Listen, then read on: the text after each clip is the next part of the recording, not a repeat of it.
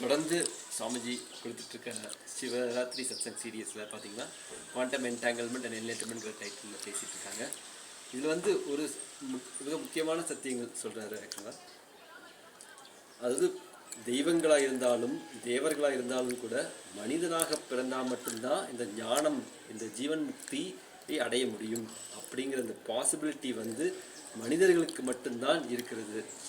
So அதுவும் நம்ம மனிதராக பிறந்து இந்த ஜென்மத்தில் வந்து பகவான் ஒரு அவதார புருஷன் அவருடைய வாழ்கிற காலத்தில் நாம் இருக்கிறதும் இந்த மாதிரியான சூழ்நிலையில் இருக்கும்போது தான் நமக்கு லிபரேஷன், ஜீவன் முக்தி தன்மை வந்து அடையிறதுக்கான வாய்ப்புகள் இருக்குது. இதில் 3 விஷயம் பகவான் சொல்கிறாரு. அதாவது மனிதனாக பிறக்கிறது, ப்ளஸ் மனிதன் பிறவி எடுத்தாலும் பகவானை அடைந்து அவருடைய சத்தியத்தை வாழ்கிறதல், அதன் மூலியமாக தான் நமக்கு வந்து ஜீவன் முக்தி தன்மை அடைய முடியும். ஸோ இந்த 3 விஷயங்களும் வந்து பார்த்திங்கன்னா தெய்வங்களுக்கே வந்து சாத்தியம் இல்லைங்கிறது. தெய்வங்கள் வந்து ஞானம் அடையணும்னாலும் கூட அவங்க மனிதர்களாக பிறந்து தான் வந்து இந்த ஞானத்தை அடையணும்ட்டு பகவான் சொல்கிறாரு.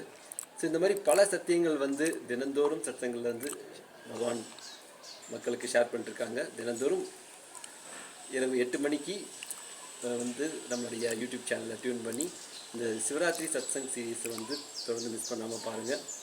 நித்யானந்தம்.